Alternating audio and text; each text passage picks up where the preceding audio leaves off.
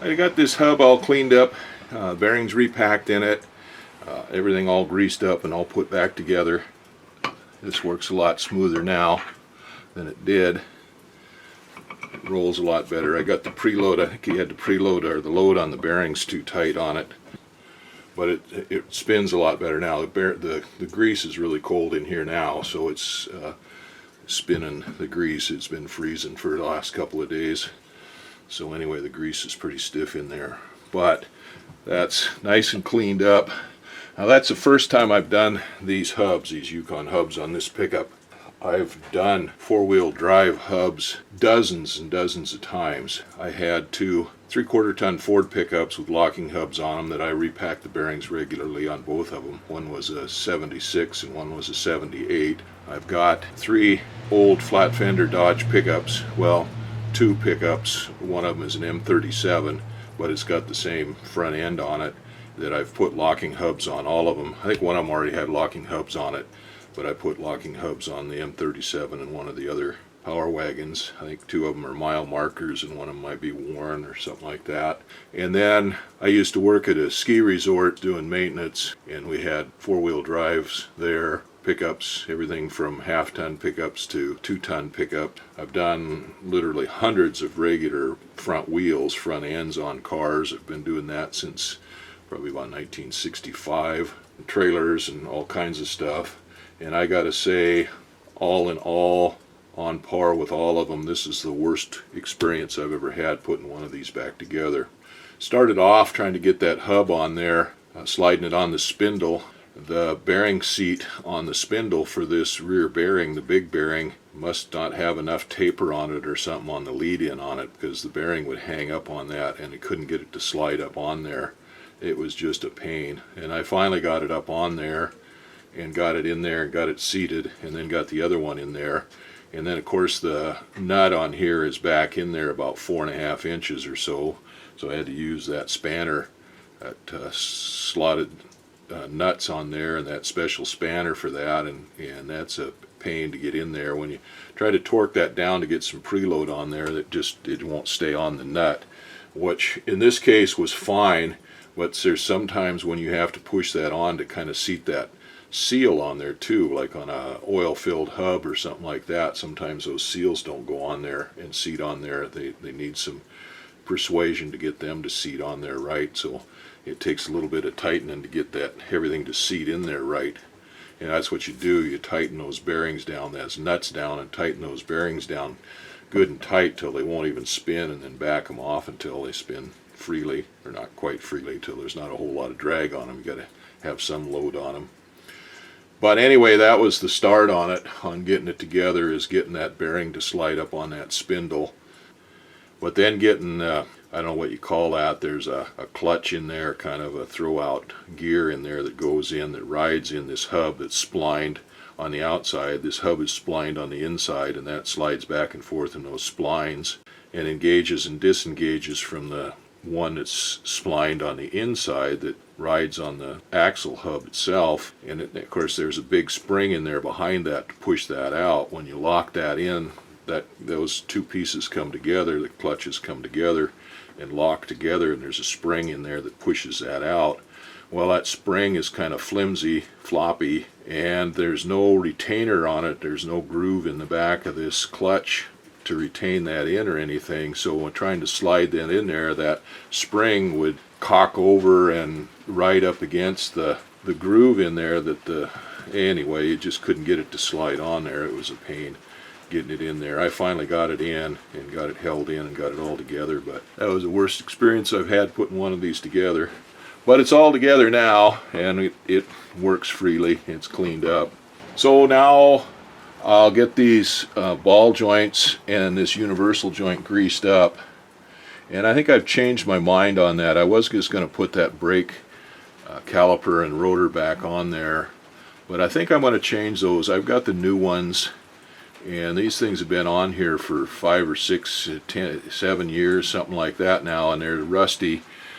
These brake shoes slide up and down on these metal clips right here. They're sliders or anti-rattle springs or whatever you want to call them, and those are dirty and rusty, And then these pins, I was just going to take that all apart, clean it up, put some grease on everything and put it back together. But I think I'm going to go ahead and change that out. I've got those new calipers and rotors. I might as well put those on and I can get this thing back together. I don't have the parts yet, the tie rod ends. I ordered those from Amazon, and of course it's Christmas time and they're kind of slow on getting everything out right now, so I don't know when they're going to get here.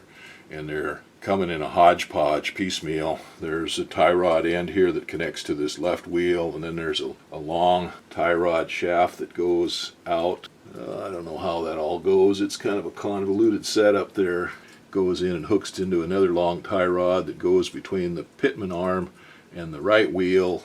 And anyway, there's several pieces there, and I don't know how long it's going to be before I get all those. So I'm going to grease this up, put everything all back together.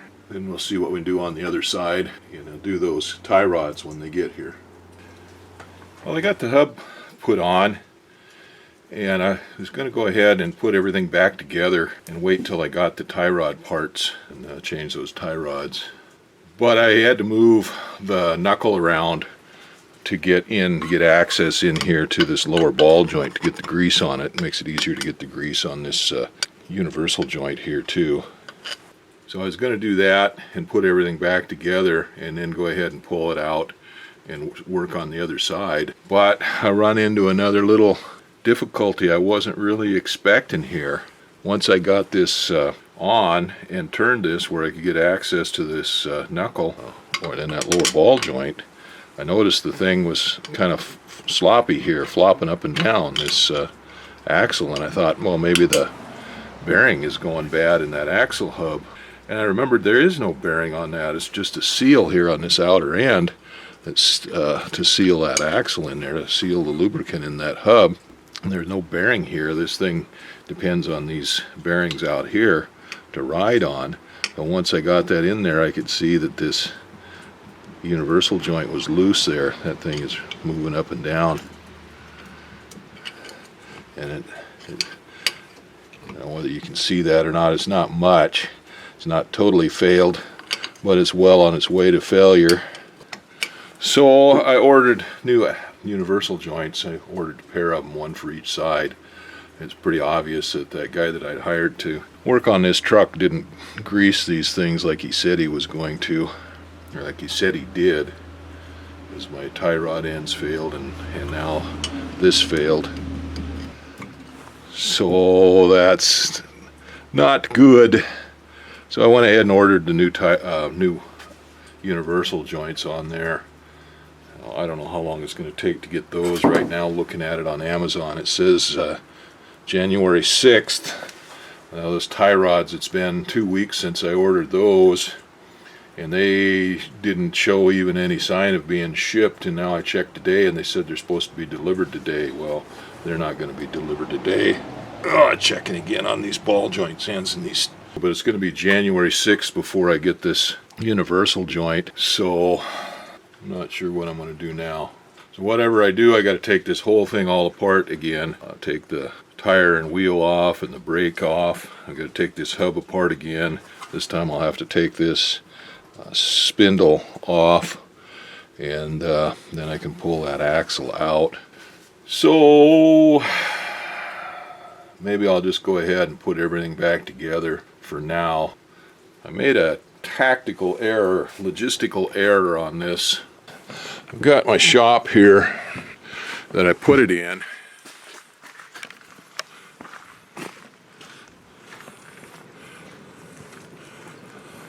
Now my shop is two buildings. The one there I built back in the middle 90s for my son. He had bought an old pickup that was all rusted out. They wound up tearing it all down and sandblasting it. And we worked outside here through the summer, but when it started coming into the fall, it got wet and raining and it was nasty, so I built him a shed there to put it in to work on.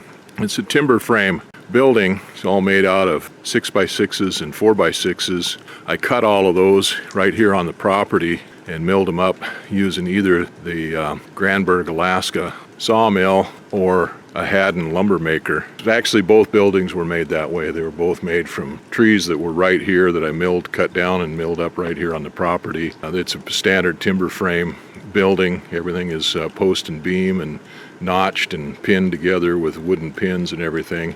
Once my son got done with his car, he never did get done with it. He started with wrestling and all the other activities that he had. He never did get back to work on it. So I closed it all in and insulated it and made it into a shop. And it's a nice dry shop. It's 16 foot long and 12 foot wide. And then a few years later, I added this extension onto it. And this extension is 16 foot long. And it's got a 4 foot overhang over it here on the outside end, on this end.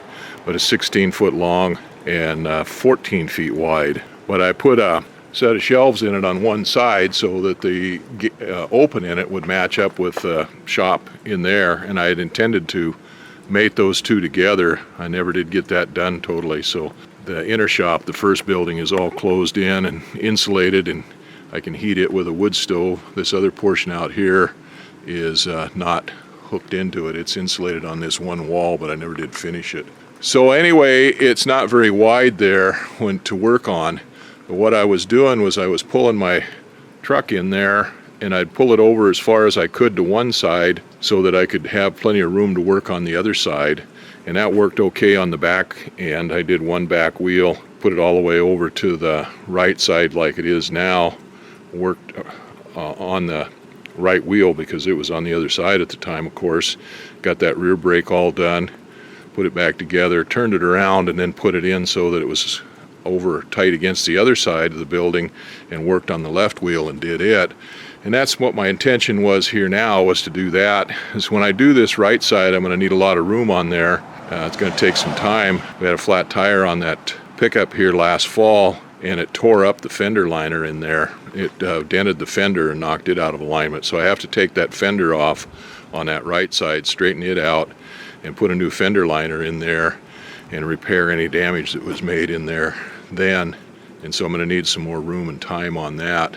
Well, anyway, that was my purpose of putting this in there like this, so I could just work on one side at a time. But after finding those tie rods are bad, I'll need to work on both sides at the same time. It looks like I made a little tactical error there, because now I don't have enough room to work on this right side while I'm waiting for parts for the left side. I think I'll go ahead and put this old brake back on. I was going to go ahead and put the new brakes on. Well, I think I'll go ahead and grease this up now, put it back together, get it going, get it out of the shop here for now. I went ahead and took that straight zerk out of that lower ball joint and put a 90 in there. And I'll have to take the 90 out and put the straight one back in there. Anyway, we'll put some grease in that. I've got a Lincoln battery operated grease gun, and it works pretty good. The Lincoln batteries didn't last for crap. I got some cheap Chinese ones. They're half the weight and they work just as good or better. I'm just watching that skirt around that ball joint there to see when it starts blowing up. And it's just starting to leak out a little bit of grease now. I'll go ahead and grease that upper one and grease that U-joint, and I'll go ahead and grease that tie rod too. Well, I got all those joints greased up. They were all drier than a witch's tit. They took a lot of grease in there to get anything to come out of them. Now they're tighter than a bull's scrotum during breeding season. An old used car salesman's trick. Grease everything up with heavy grease. It tightens them all up. It won't last very long. As soon as that grease gets purged out of there, loosened up, then the joints all loosen back up again. But it gets you down the road for a couple miles until you can get the check cashed anyway.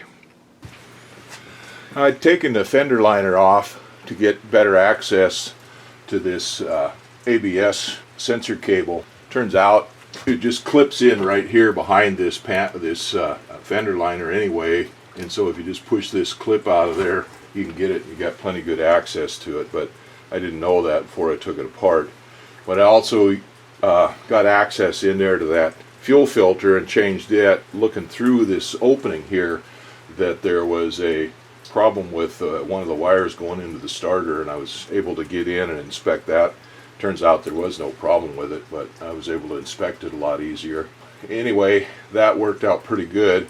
There's 1, 2, 3, 4, 5 screws in here that hold that fender liner on into the pickup in here in the engine compartment, and then there are 3 more of them that attach this fender liner up here to the fender itself. There's one here, one down here on the bottom, and one here towards the front, and that's how this fender flare here attaches to the pickup is through those 3 screws, those 3 bolts, and into the fender liner. And I take these off just about every time I work on the brakes or change the tires to clean them out, because that mud gets in there and holds in against the fender itself and holds water and stuff in there. So I take those off whenever I change the tire or anything and clean those out. And again, they were packed full of mud. So this thing is all back together. I still got to put a couple pop rivets in this mud flap back here. These trucks, cars anymore, have such big wide tires on them that the fenders don't close them in. You know, even just the factory tires are wider than what the fenders will close in. So if you don't put fender flares on here, you get erosion of the paint around the fenders. So that's why I got these fender flares on here. And even with the fender flares on here, I got a lot of erosion back over here on the door and stuff. So I wound up getting these mud flaps and putting on there. Now I went ahead and put the old rotor and caliper back on there. So that's back together. All I got to do now is put the tire and wheel back on there, and this thing will be ready to drive for a little while longer. Well, I got the left wheel back on the truck yesterday, on the pickup yesterday, and got it all back together and out. And the reason I did it is because the front tires, or all the tires on my son's car, which is what we were using while I was working on the pickup, they're balder than I am. We'd ordered new tires for it, and they came a few days ago, but we couldn't get into the Petersburg Motors until day after tomorrow to get them put on.